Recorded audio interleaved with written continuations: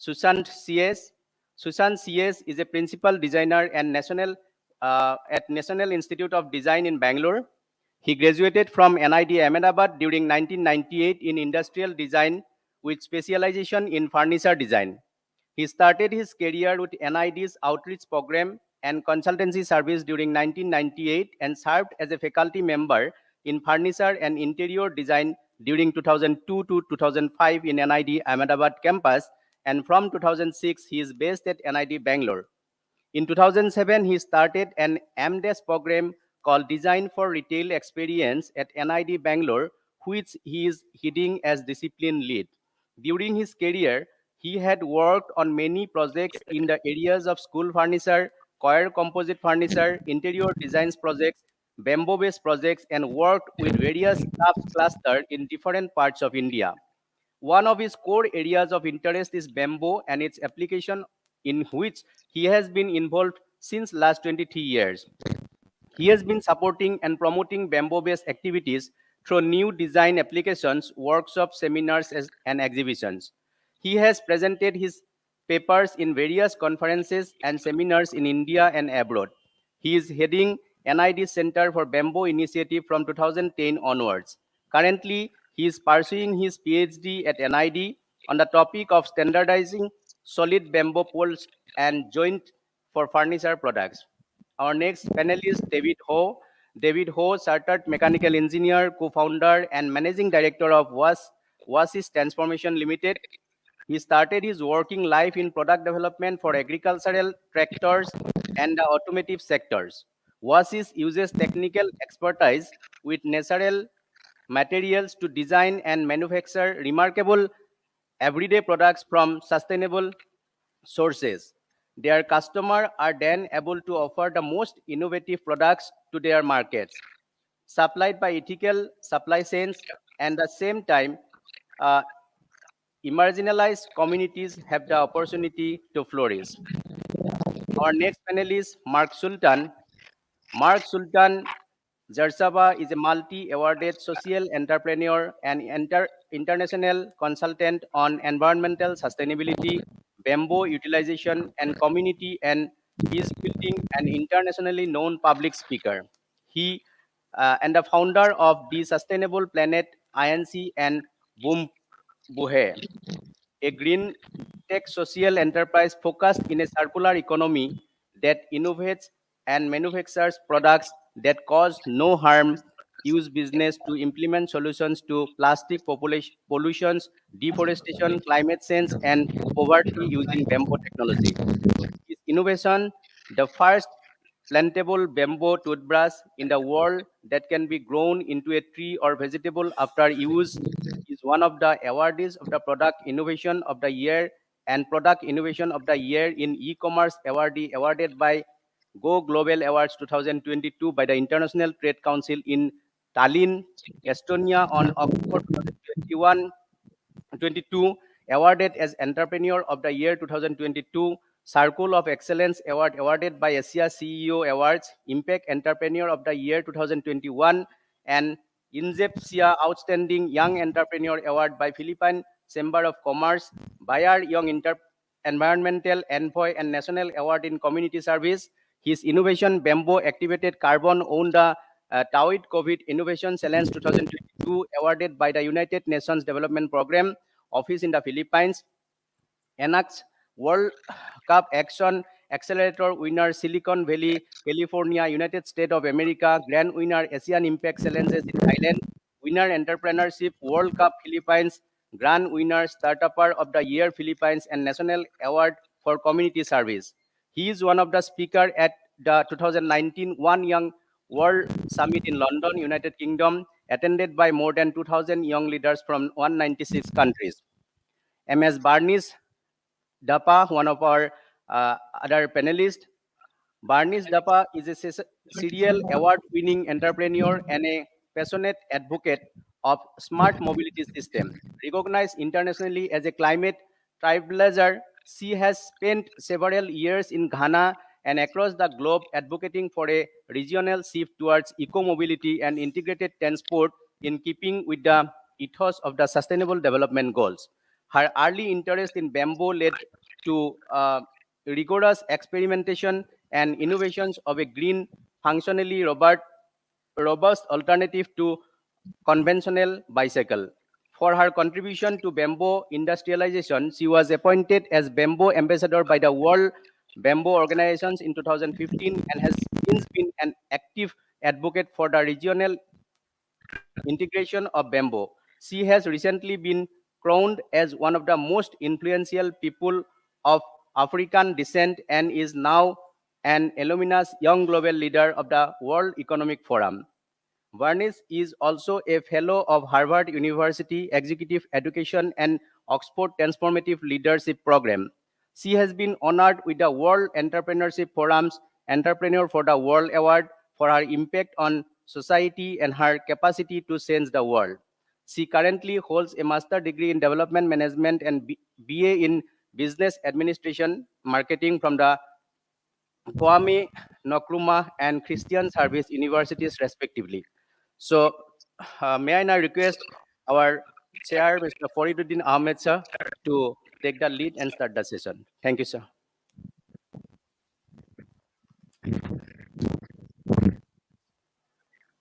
Thank you very much for introducing all these speakers.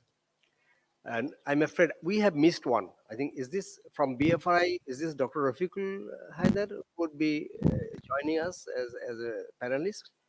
Yeah, so there will be another one, Dr. Rafiqul Haider. He is the director of Bangladesh Forest Research Institute. Thank you very much, um, those who are attending virtually. It is a great honor for us to have you, especially sitting in Philippines or in Ghana, um, listening to you by the participant is really a great opportunity. Thanks that we have virtual system after COVID-19. Otherwise, it would have been very difficult for us to listen to you. Without saying anything, without taking time, because we are losing time, I would like to invite first Mark, Dr. Mark Sultan. Would you please make your presentation? You have 8 minutes. Okay. Yeah, hello everyone. Um, hello from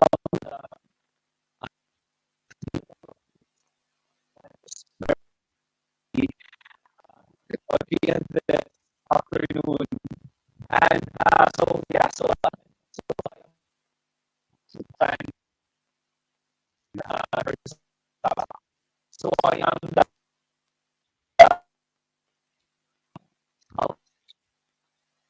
Because of connection or some other, we are not. It's not quite clearly audible. Would you please wait a bit? Can you just say hello?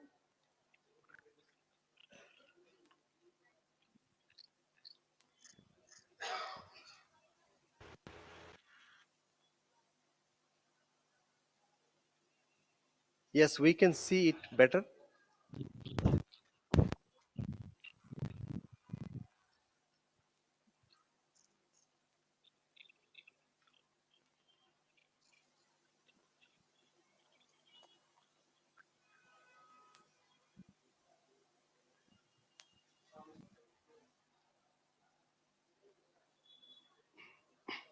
It's not audible.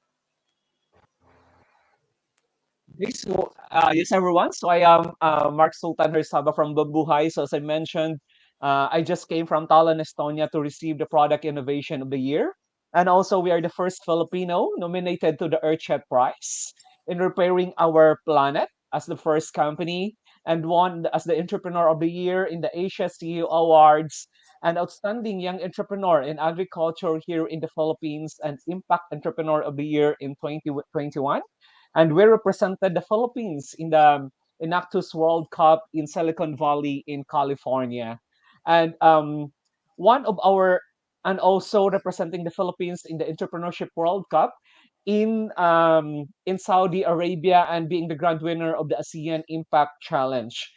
So Bambuhay, just to give you an overview, we are a green tech social enterprise focused on circular economy.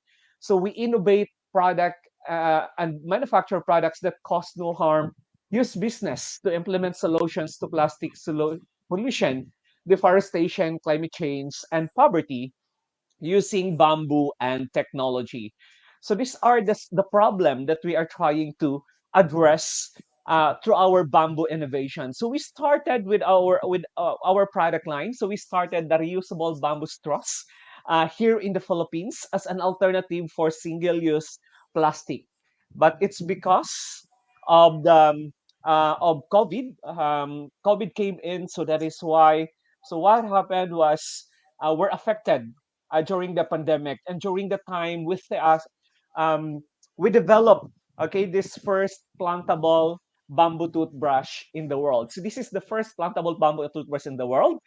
So this we embed a seed inside a tree or a vegetables, and the bristles are naturally carbon infused with soft bristles, and uh, and we engrave with the different endangered species. I think for our toothbrush we have different colors. So instead of using colors, so we use endangered species to know and to determine who is the owner of the toothbrush. This is in replacement for single-use plastic toothbrush, and of course for the plastic toothbrushes, it's because our plastic toothbrushes is cannot be recycled. So it was engraved with this, with eagle, seahorse, and different endangered species to create awareness the importance of this endangered species, and to show you this is all about the innovation.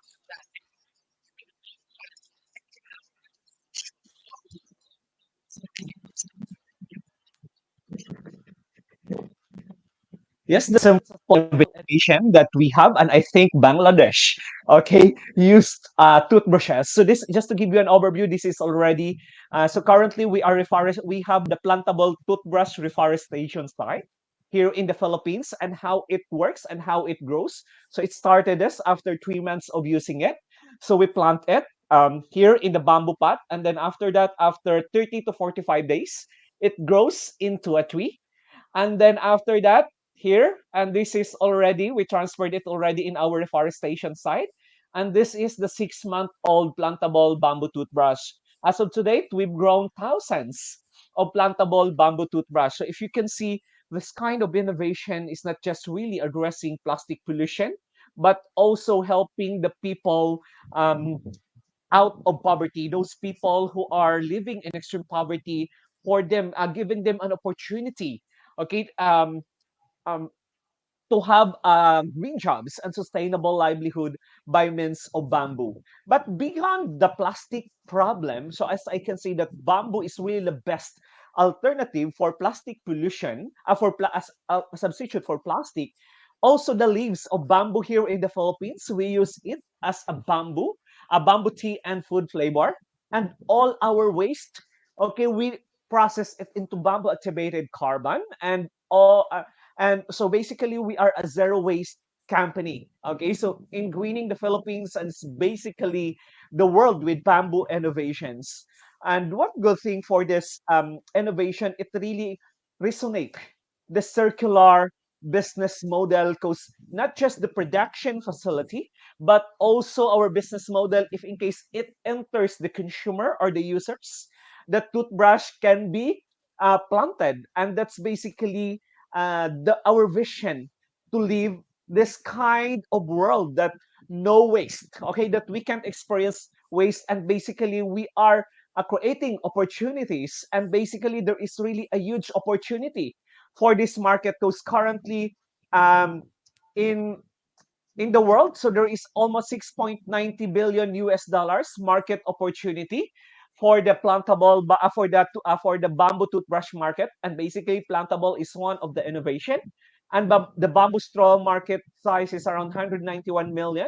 So there is really a huge market opportunities for this. So this is the one of our reforestation sites. So in this, we plant bamboo, we plant the plantable bamboo toothbrush, and in this way, and also we plant native trees in order to resonate with biodiversity. So we just not plant bamboo, but also we plant native trees. So in order for the native trees will thrive, in order for them to grow, so the bamboo will serve as a sustainable livelihood of the community, for them not to cut the trees anymore. And basically, bamboo is the best plant that symbolize regeneration or a regenerative. So this is one of our program. This is one of our reforestation site, because beyond plastic pollution, we want to contribute in addressing poverty, reforestation.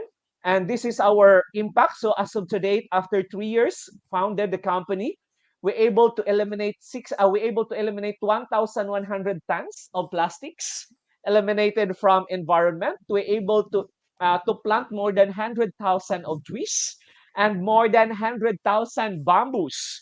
And also we help families out of poverty, which is 68 families already out of poverty, and we impacted more than 2 million people with this innovation that we have. And this is one of our impact story. He is a woman farmer.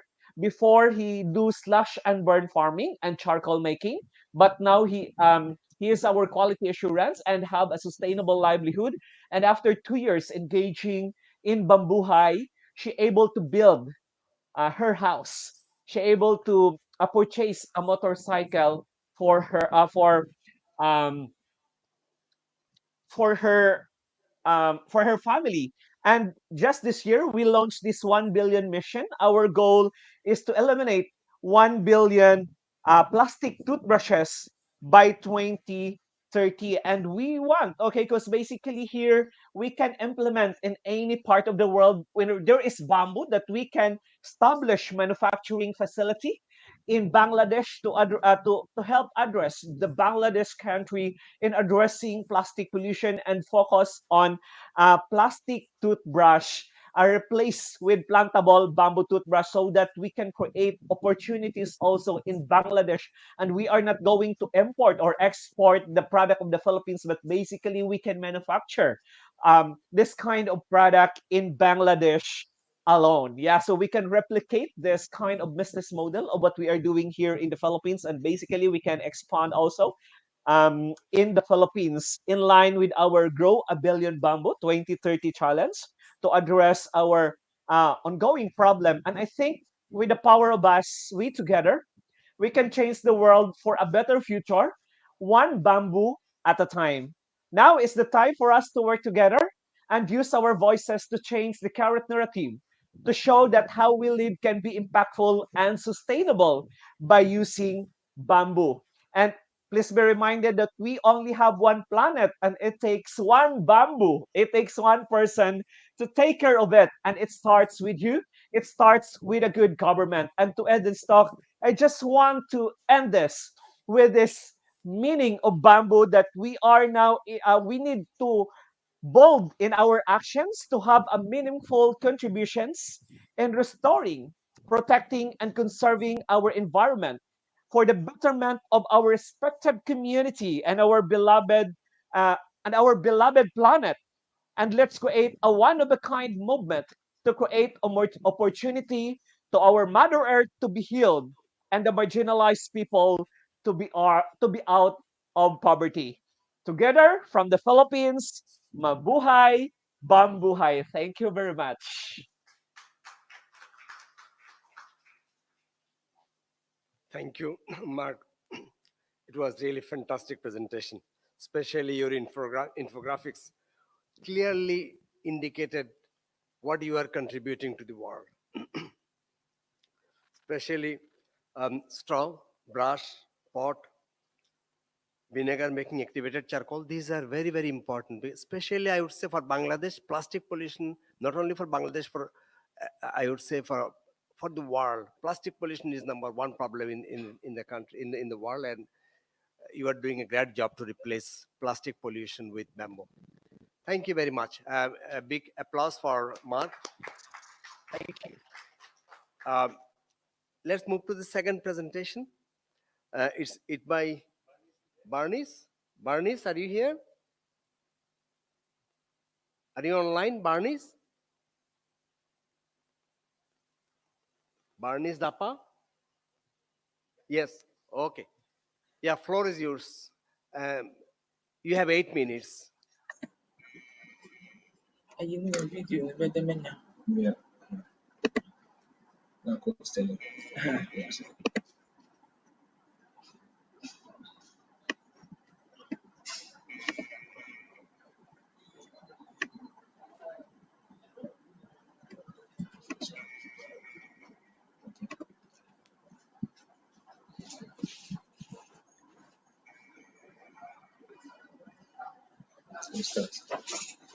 Hello.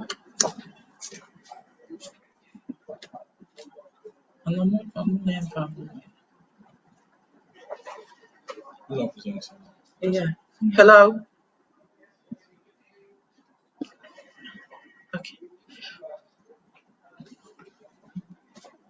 Yeah, please go ahead. Okay, please. My name is Venice, the CEO of Ghana Bamboo Bites Initiative, and thank you very much for giving me such opportunity to showcase our initiative, what we're using bamboo to do in Ghana. For a decade now, we've been able to train quite a number of youths in our country by using the local bamboo raw material we have in our country. So this is one of our products of the bamboo bicycles we've developed. One of our products we've developed, which is the tender bike, which 2 people can sit on it. We've also trained quite a number of youths for the production of the bamboo bicycles for both local and international markets.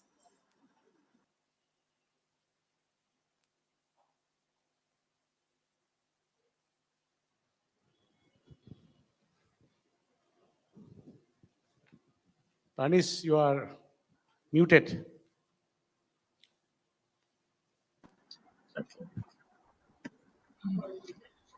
Okay, so these are some of the youth we've been training in our workshop.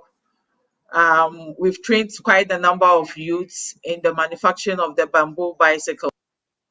Alongside, we've also entered into plantation development to feed our industry as another source of economic empowerment for our youth in our country. We're embarking the plantation development as a feedstock and also agroforestry to feed our country or the community, let me put it that way. Alongside, we've also donated quite a number of bicycles for school kids, which as part of our initiative to help the kids to go back to school by using our bamboo bicycle as a source of how we can empower them economically. So far, we've donated bicycles across the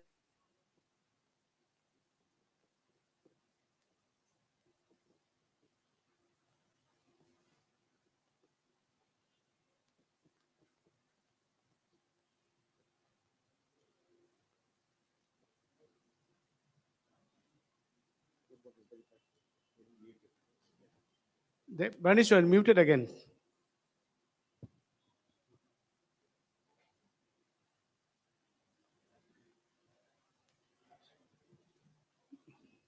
Bernice, and you are muted again.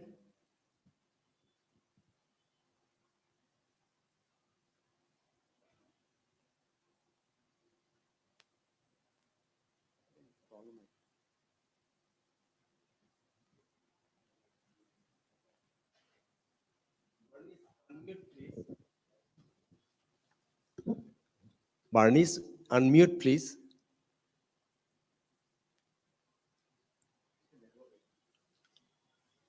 No, she has muted. Barney's, can you hear us?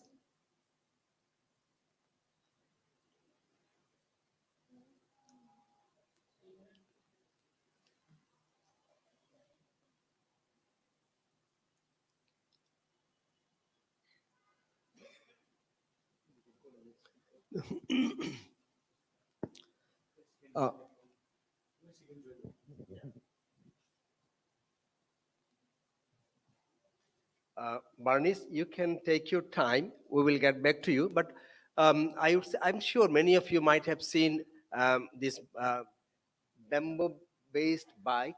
Is she back? Bamboo-based bike. I have seen it in Indonesia. That in a bamboo garden, they have produced it and they are using it. Barnice, we will get back to you again. Just let us wait for the Zoom. When it works, we will get back to you. Meanwhile, we would like to continue with David. David, you're here? Yeah, please.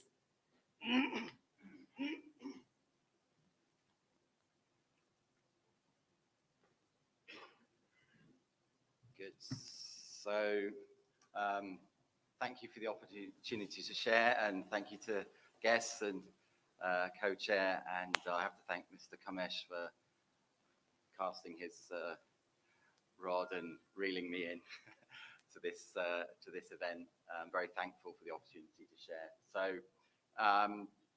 So, essentially, I co-founded a business in Bangladesh which uses a range of natural materials, actually, of which bamboo is a key material. We mainly trade into the funeral sector. Okay. Oh, there we are. So we use actually a mixture of natural materials. So on the left there we have hogla, which is sourced from the Noakhali district of Bangladesh, popularly known as seagrass. It's not really seagrass. Then we have a willow coffin there, natural willow, which is woven onto a bamboo frame. We have a naturally dyed chestnut willow coffin and a flat pack bamboo coffin made from Bambusa nutans. Okay, so I'll talk a little bit more about the one on the right. Each of them has some bamboo in it, either structurally or visually. So this is basically a statement of what we're about. We use technical expertise with a range of natural materials, close collaboration with the market, transparent sourcing based on fair trade principles, and to make remarkable products which are both useful and beautiful. Okay, I think with bamboo, we know we have something which is absolutely a beautiful material, absolutely a beautiful material. And the idea of this is it brings joy and purpose and meaning. People at a time, particularly a time of death, a time of sorrow, actually are breathing life back into a community where people are economically marginalized. So there's this time of death, time of sorrow, time of sadness, but actually there's a life-giving element to this, which is buying a product, which is really a form of celebration of the life of people. It's a little bit about, we're members of the World Fair Trade Organization. So we're based in the Nilphamari district, which I know our director, sir, yesterday was pointing out has an abundance of bamboo sanutans in that particular area. And we love bamboo sanutans. It is a fantastically versatile material. And yeah, so we have a main manufacturing center inside Uttara EPZ in Nilphamari district. And in this location, we employ about 160 people in direct manufacturing. We have a pre-processing unit about 45 minutes north of the EPZ. And there we employ anything from about 20 to about 70 people, depending on seasonal needs. So in terms of community impact, we think we impact around 1,000 people every day of the week. That's the sort of numbers that we're at. And what we're seeking to do is to build our expertise, which can scale outside of the funeral industry. Where are we? Okay, that's just a shot of our factory floor. We have about 35,000 square feet of manufacturing space on 2 floors. And we've enjoyed really helpful cooperation from the EPZ authority in Bangladesh. I think it's worth saying that. A fantastic government body that have really supported and encouraged us in our work. That's me looking a bit younger than I am today. So, okay, I'll come back and talk a little bit about what we've got here. So we do import materials from China. So we import Paulownia board from China. We import willow material from China.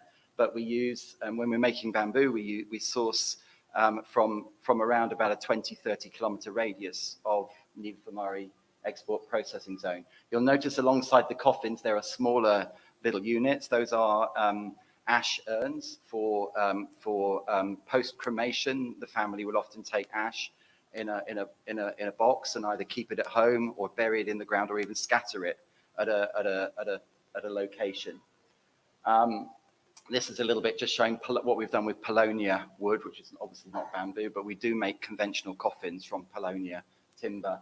And then you can see the little mosaic urns in the foreground. Those are ash urns made with Paulownia waste. So we brick up waste timber, clamp them together in multicolored, and produce a very high value ash urn, which probably, I think it retails at $200 or $300, something like that. So we've also had a go at water hyacinth, okay, in the ponds of the north of Bangladesh and lots of places.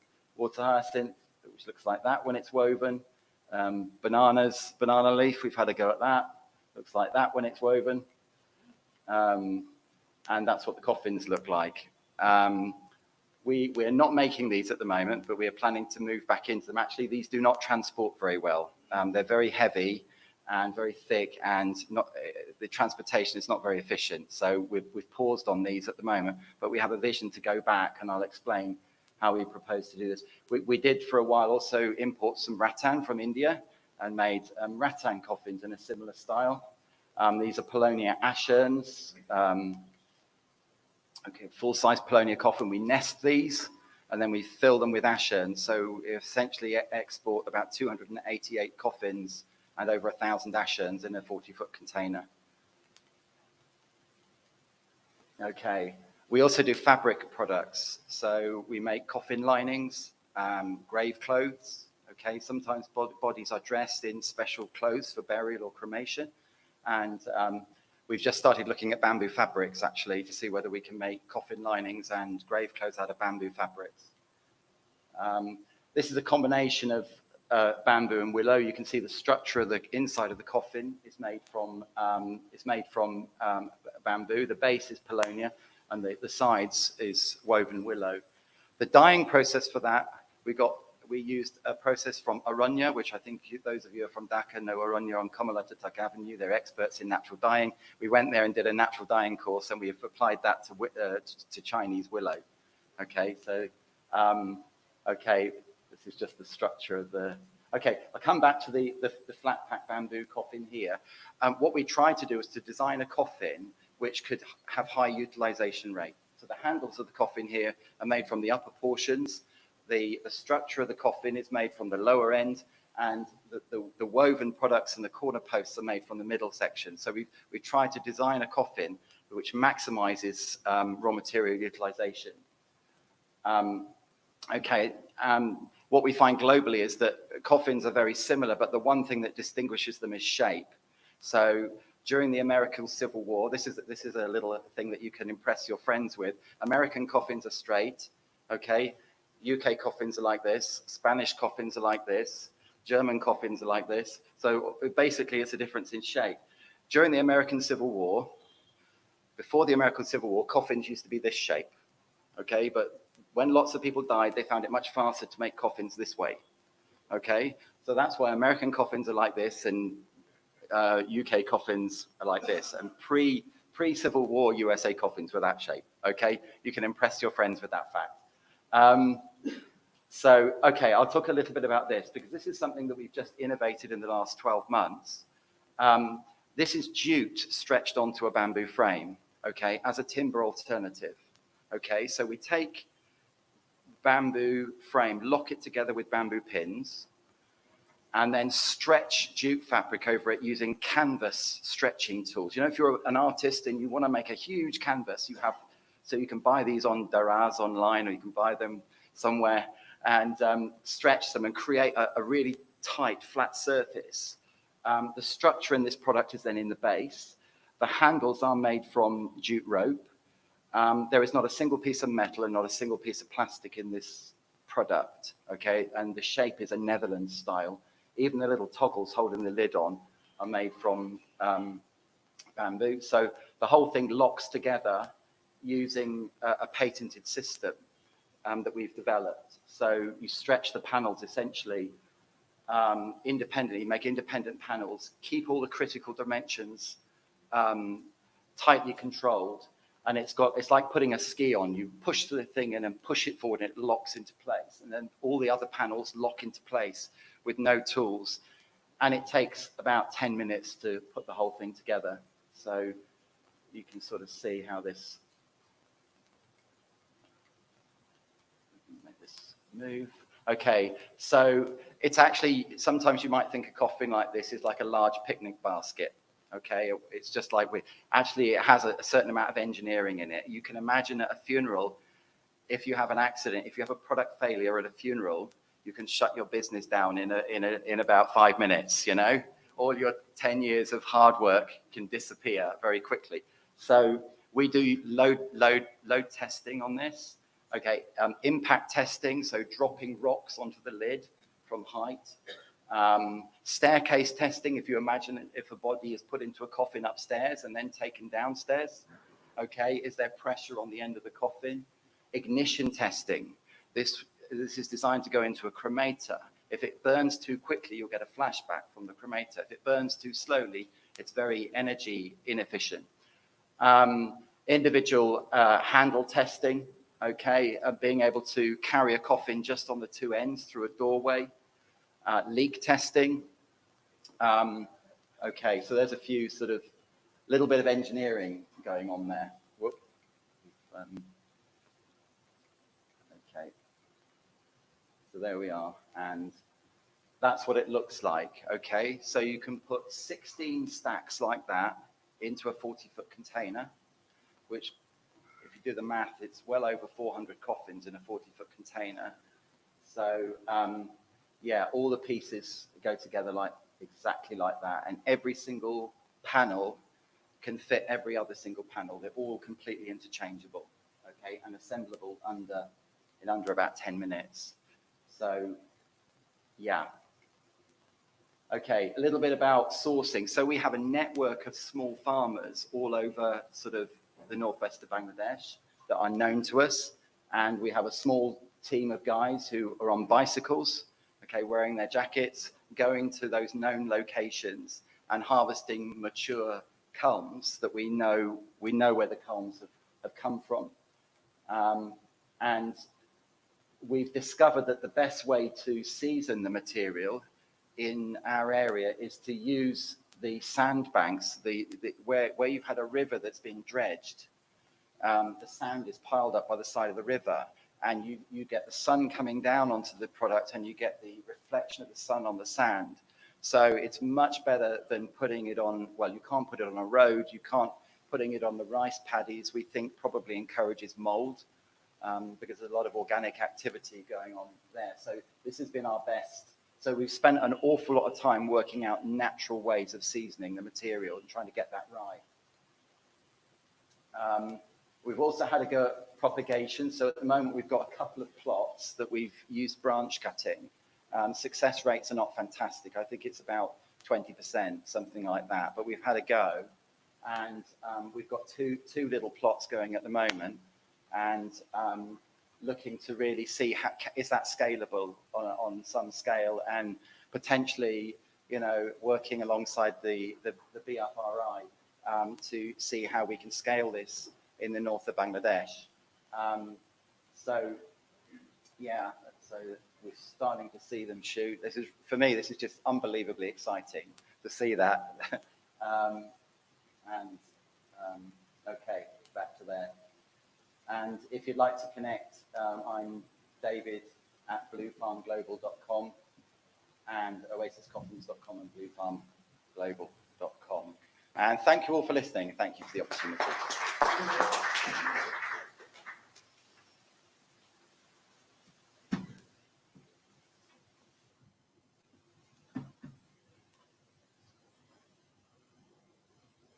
Thanks, David, for an excellent and exciting presentation. We all need it, except those who will go for cremation. They might not, but still he said that even for cremation, you can use it to go to the at least a cremation place. It's really exciting, and I was just thinking, David, I was just thinking, I mean, you had been importing Polonia from China, as you mentioned, but you could try some of our local species, like, for example, Kodam, Anthocephalus kodamba, could be an alternative. We would encourage you to try our local species.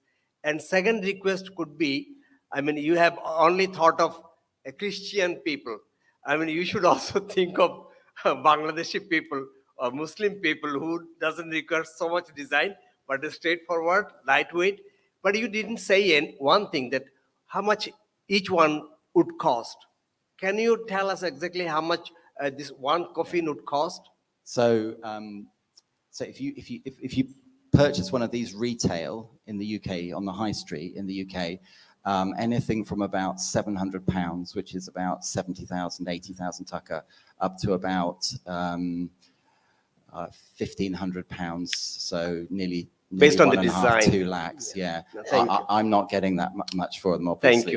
Thank you. But that's, there are some people who uses very expensive wood for cremation, so they might appreciate this kind. But anyway, we appreciate this is something you are using absolutely green material, biodegradable, and really exciting. I'm really excited. And you also talked about rattan. Unfortunately, we have exhausted all our rattans. We can hardly get some rattans in Chittagong Hill Tracks. Basically, we had plenty in the past, but now we don't have it anymore. Thank you, David. Now, we would like to hear from Dr. Mahbub. Oh, sorry, I apologize. This is Dr. Sushant. Dr. Sushant ji, Ajay.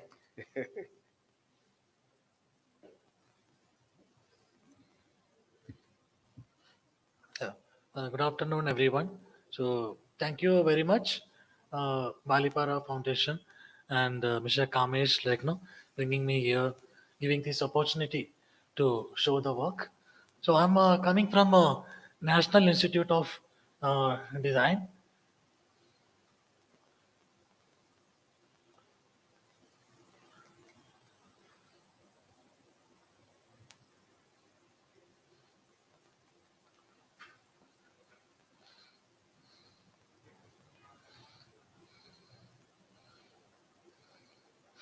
Can someone just yeah, yeah, okay. Yeah, so like I'll start my presentation with this. So it is like no very well going with this particular program. So one of my professor earlier, NID director, he mentioned about being green is no longer going to be a choice. It is something like increasingly becoming a mandatory. Okay, so we have to go in future like we have to think about green. That is where like bamboo is going to play a big role here.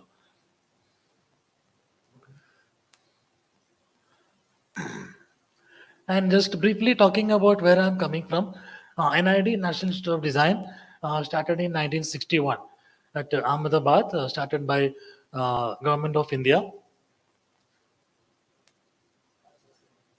Government of India, basically for design education, design research, and design consultancy service. So it is one of the premier and first institute in the country, and like been serving to the industry and the craft sector, craft clusters all over the country, like all these years. So we work with all different craft. Can we go to the next slide, please? Yeah. And NID have got three campuses now. The main campus in Ahmedabad, and we have one in Gandhinagar and one in Bangalore. So I'm coming from Bangalore campus. So Bangalore campus is in the series one of the youngest campus, started in 2006. Another Ahmedabad campus is almost 60-year old. Next, please. And I like apart from design education, we have around 20 different departments in education. Apart from that, we also have integrated design service, our outreach program, and design research. So where actually we are focusing, going to the villages, craft clusters, helping the people to develop new skills, new product, and helping them to have a better livelihood. Next, and along with along with our research program and outreach, we have something called Center for Bamboo Initiative, which like a place for developing new products, new application of bamboo, and is a platform for people to come get trained and understand about more about bamboo, learn more about product making, various skills, all that. So we very work very closely with different communities all over the country. Next, please. And this center is started by Professor M.P. Ranjan. I don't know how many of you heard of Professor M.P. Ranjan. Like in around 1977, he started his journey about bamboo. So he's one of the pioneer in the country, like who took bamboo to the people, to the design world.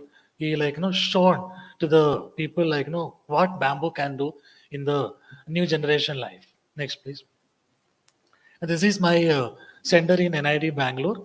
I started in 2010, and I've been heading this center like for various kind of development training program and associated with various clusters in the country. Next, please. And bamboo, you all know, I don't need to talk about one of the best material. I think I had work. I work with many material. Okay, from wood to metal to different kind of metal. But this is one of the best material I came across. That is why it's become like one of my passion to work with bamboo. Like no, almost more than 20 years I've been working. So it's one of the best and available. Grows very fast, and no, many species available. Each species have a different properties. Next, please. And in India, we have good tradition and good knowledge, good understanding about bamboo. And it was a lifestyle. So bamboo is a lifestyle. Okay, if you look at in the northeastern part, like again, Bangladesh is very close to that. So we have lots of knowledge has been developed in bamboo. So NIT has been studying this knowledge, how traditionally bamboo has been used, and how that lifestyle, how we can bring into the new lifestyle of the country, making new products. So that is why the Center for Bamboo Initiative been supporting the bamboo clusters in the country. Next, please. And like like if you go to the villages, there are lots of products, and all these products are developed for the purpose. Okay, this everything have got a purpose. It is not like just made a basket. Okay, then if there is just a basket, you don't need so many baskets. So is basket have a purpose. That is why we have to think about the design for today's lifestyle. How design can think about a purpose. Next, please. And we work with various species of bamboo. So we travel different part of the country, do projects, and we work with hollow bamboo, solid bamboo, partially solid bamboo, different diameter, different like wall thickness, all that. Next, please. And this is like one of the main issue why still people like not very comfortable with bamboo. It got attacked by insects. So the life of bamboo very short. Okay, something like everybody like when I'm talking about bamboo, people ask, okay, how can it will get spoiled in 1 or 2 years. So what we can do? So next. So I always talk wherever I'm talking about bamboo training program. I talk about we need to treat the bamboo. Okay, the bamboo there are many ways of treatment, natural ways with chemical, without any chemical. So all different methods of treatments are there. So we try to tell people, okay, let's think about like something like what is possible for you. Don't need to bring something from outside. Look at locally what is possible. Don't need to have a big investment. Okay, we need to think about something very sustainable to the place. And recently, I've been also talking about doing the temper heat treatment of bamboo. Like now, you changing the property of bamboo just by heating. Okay, when you heating bamboo in a particular temperature, it like burns the cellulose. Okay, something like a very simple everybody can think about, and that is what we can see the picture in the bottom right side. It's change the color and property changes. So for furniture making, I propose this treatment without any chemical. It become also like a water repellent, something like that. Next, please. We also uh, work with different uh, engineered bamboo. Like we get from different places, even from China, from India. Like we have this bamboo mat board produced in different places. Next, please.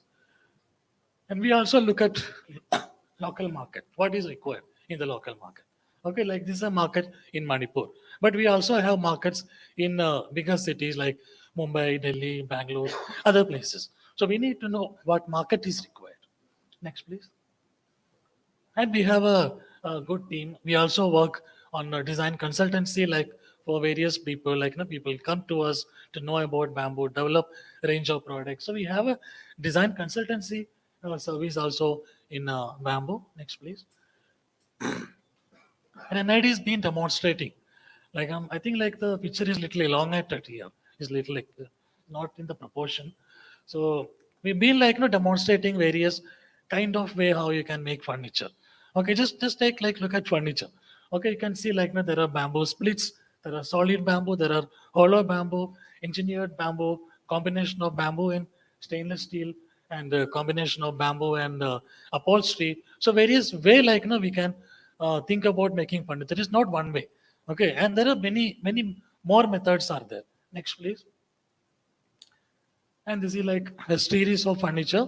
Like it is developed during 2002. I think Pulaha is sitting here. He's also was part of this development. So we have like developed demonstrated a simple bamboo strip.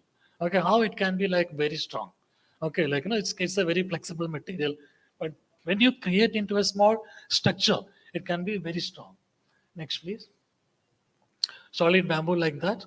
Okay, I think you may be familiar with such kind of species in Bangladesh. Like this is Tyrostachys oliveri from Tripura. Okay, I think maybe Bangladesh also might be having similar material. It's one of the wonderful material for making furniture. Okay, it is mostly like we get solid culms. Next, please. Hollow bamboo. This is made for Kamesh, like when he was director of CBTC. So it was done in Nagaland. Okay, like sometime like I think 2009 we have introduced, because Kamesh told Northeast they make huge furniture, very difficult to transport, difficult to carry. Okay, so can you think about something can be dismantled and carried easily? So this is one of the solution we have given So you can dismantle the entire thing and carry. This is another in the same series, the bedroom furniture. So imagine like you're carrying one bed, like 4 or 5 people has to hold like one piece of like the cot. Okay, but here we have made it more easy to carrying purpose packaging. Another one, but one of the lightest furniture what I did. Okay, like uh, furniture like this, like can be carried just by one person. I can just take it and just walk. Okay, that is a very lightweight and like very strong, made with a solid bamboo and strips.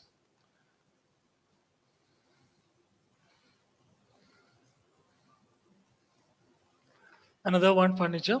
Okay, very simple structure and very elegant and very comfortable. Rocking horse. So we have many ranges of rocking horse. Okay, for the children usage. So initially, we were making rocking horse like that. Then the market feedback was, can it be foldable or maybe knocked down? So not easy to carry. Okay, so it was very tough. Like people making in like northeastern part, Tripura and all, sending to the main part of the country is very difficult to transport. No, the transportation cost is much higher than the product cost. So then later we developed something like that. A system we develop. Can we develop a system? Okay, which can make many products, not just rocking horse. Okay, the system like make a component-based production with a metal fixture. Okay, and this is the outcome. Okay, the first rocking horse. Second one. Okay, so you can see all dismantleable and easy for transport. Again, this is a table, okay, dining table like with a metal fixture, easy for manufacturing, easy for transportation. Another furniture. So I'll just run through, okay, because it's more picture like what you need to see how bamboo can be manipulated for different purposes, and like there is a big opportunity. Okay, so I'm like not looking at the engineered bamboo. It is mostly natural form of bamboo. Okay, the round poles. Another one. It's a combination of solid bamboo and chair.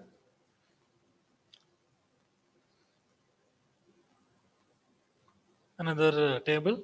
So all like knocked down. Okay, so what we need is a good transportation way of like packing and easy for transportation, reduce the cost, more people can afford, so more number is required, mass produced. Okay, so all these are like something like that we focus, and this is equally like this can be produced uh, handmade or industry made.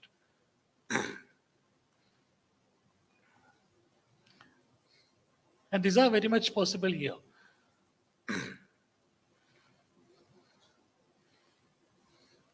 And it has to connect with your lifestyle, the modern lifestyle.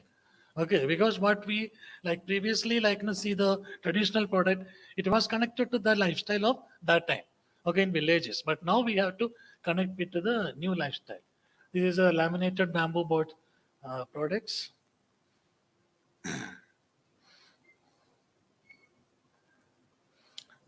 This also like another new direction. Okay, why not like you look at the electronics product, maybe like covered with bamboo instead of plastic.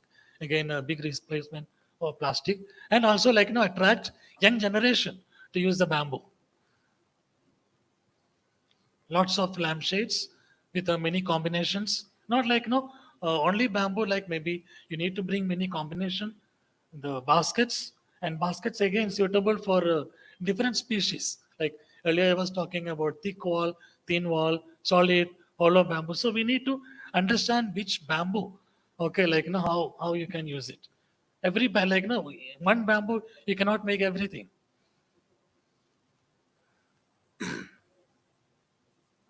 Dustbins, every like place, office, everywhere you'll find dustbin. One of the largest like plastic, maybe utility you'll see in dustbins. You can replace that. Trophies and mementos.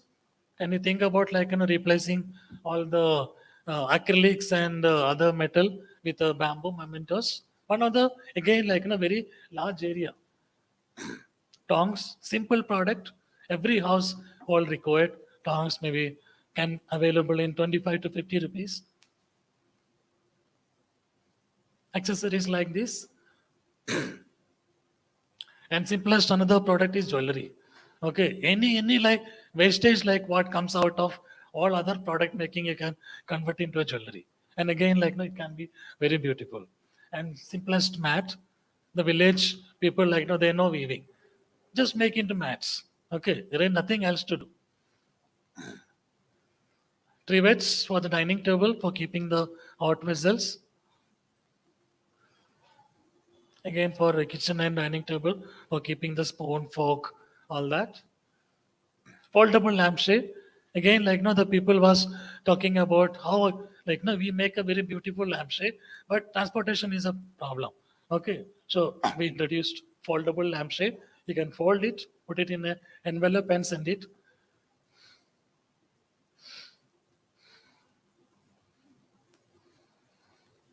Trays, so many different way of making tray from different species. Okay, you don't need to have a species everywhere the same to make a tray. Okay, you can think about tray can be made many ways. So weaving with a frame.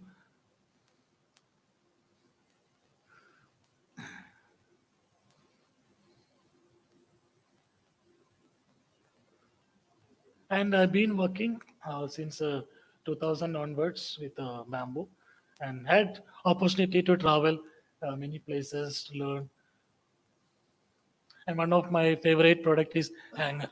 Okay, I have developed around more than 60 hangers. Okay, I have collection more than 60 different hangers from different species. Okay, so different species we have to use a different way. Okay, that is what demonstration of my hanger. I have couple of hangers with me. I can show you after the presentation. So you can see like no, it can be made many ways. Even Oaklandra Travancorrica, one of the very thinnest material from Kerala. Okay, reed bamboo. Okay, we can convert that even into a hangers. And that is only used for weaving in Kerala. Okay, mat weaving. So this is a folding hangers. And we conduct lots of training program. Okay, whatever we create, we take to the field, to the people, the different programs in Nagaland, Tripura. So we teach everything, all technology, how to produce in quantity, not like just make one piece. Okay, if somebody get a order for 1,000, how you manage the production? Farm to people, making like different jigs and all to make unique like uniform dimensions and all, different fixtures to maintain the quality. All these are like very important. It's not just making a design is not important, but how you take it to the better quality, like a proper manual for production. We also get lots of international students to come and learn bamboo at NID. We conduct World Bamboo Day. Kamesh been very helpful to get every time like lots of international participants to NID. We also taken bamboo to NID education. So students also do lots of work. These are students' work. So, so after doing all this, we thought like maybe little go ahead of it. Okay, so we thought about how can we standardize bamboo. Can we do standardization of natural bamboo? So I have done some research in that, how we can standardize, get different sections, different diameter, depends on like looking at one species. Okay, I have not worked with many species, just one species, Dendrocalamus stocksii, and then standardizing it. We tried out different joineries on that and standardizing the joinery, metal connectors. So how we can make a proper system of mass production of furniture. Okay, what we're talking about high quality, like mass scale production.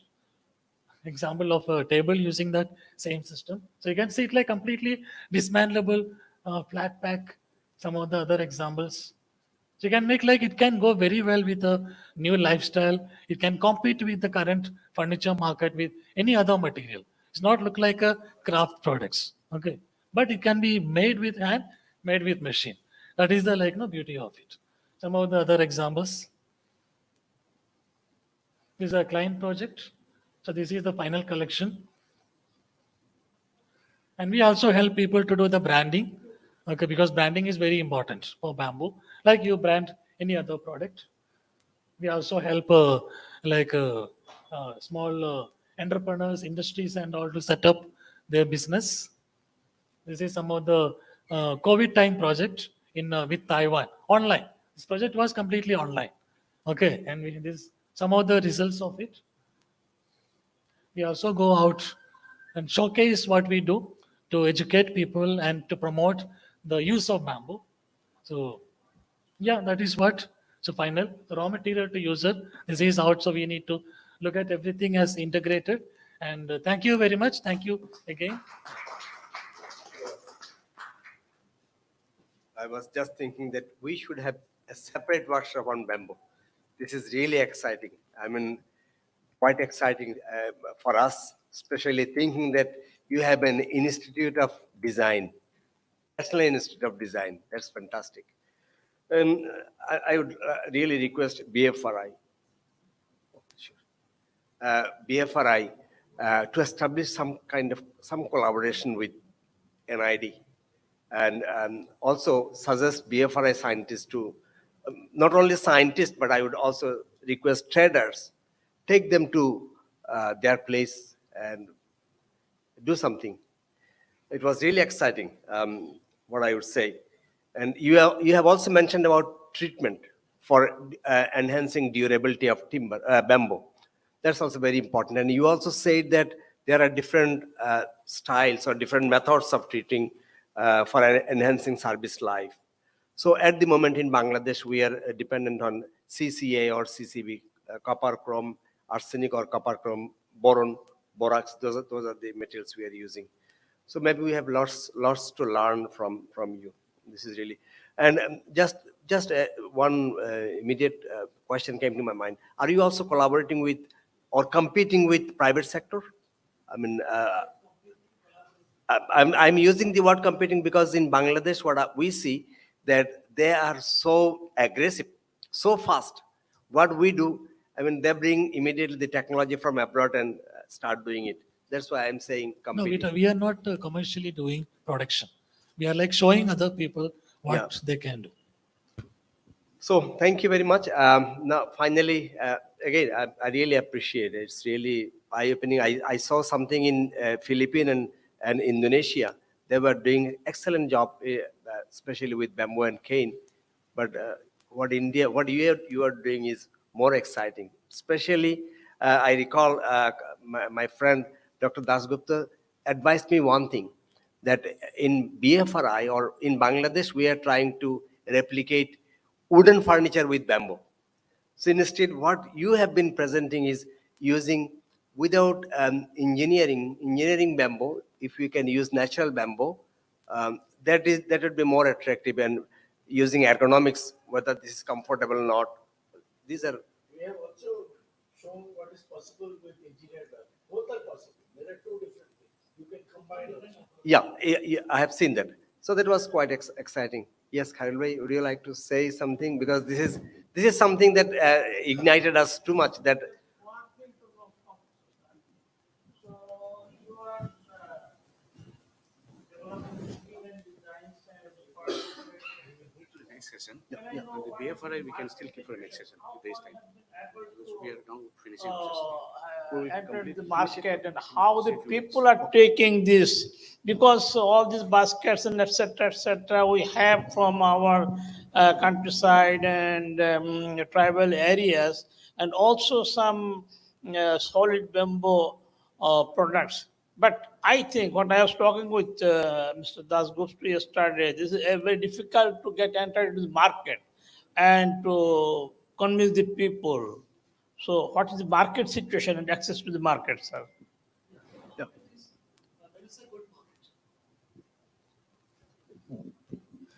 There is a good market for the bamboo product. Now, where the difficulty is now connecting people to the market. Okay, so that is where people are required the help, and we give the training, and they can make the like that folding hanger like what I mentioned. Okay, like people are now producing in Manipur and many other places. Now, how a Manipuri village in a remote place, how they can connect to the market?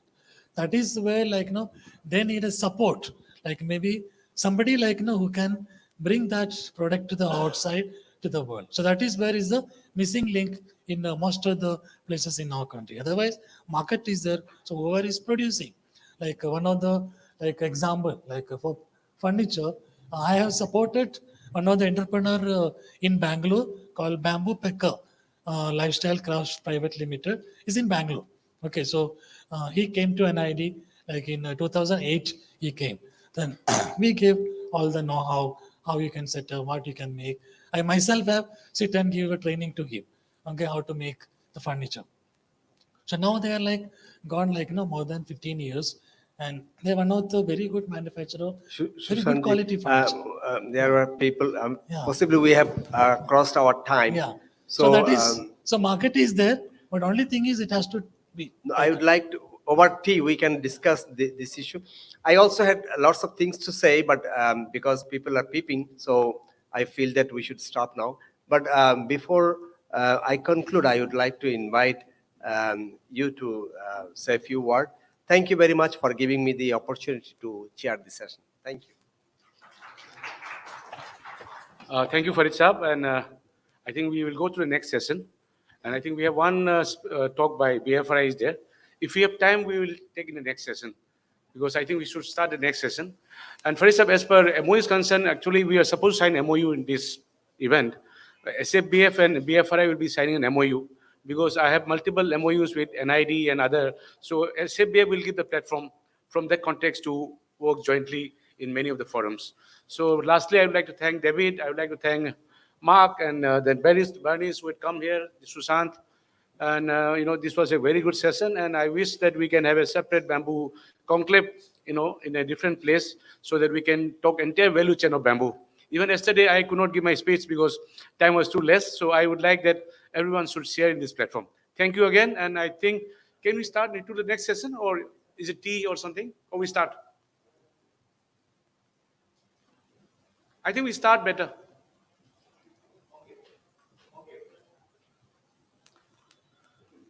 Yeah, I would like to call Ambassador Gautam Mukhopadhyay to take on the chair. Sir, please.